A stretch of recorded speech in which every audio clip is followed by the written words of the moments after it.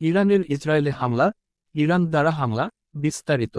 পায়রার সাম্প্রতিক ঘটনা। ১.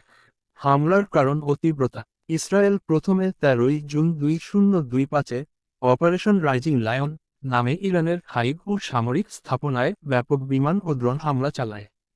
এতে ইরানের বড় ধরনের ক্ষয়ক্ষতি হয় এবং ৭৮ জন নিহত ও ৩২৯+ জন আহত রিপোর্টেড হয়েছে।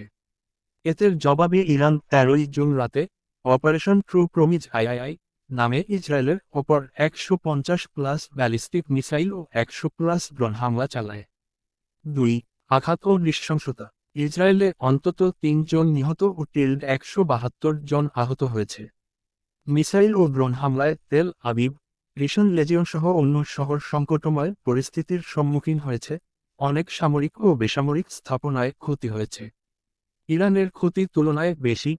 তারা নির্দেশিত সামরিক, আণবিক স্থাপনায় ব্যাপক বিস্ফোরণ ও ধ্বংস ডেকে আনে। ৩. আন্তর্জাতিক প্রতিক্রিয়া ও সম্ভাব্য পরিণতি। ইউরোপ ও জাতিসংঘ তীব্র উদ্বেগ প্রকাশ করেছে।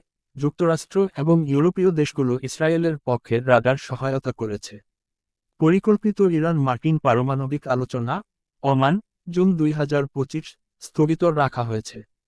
এর পরিপ্রেক্ষিতে তেল, সোনা ও বিশ্বজুড়ে পণ্যবাজারে দর-দাম বেড়েছে।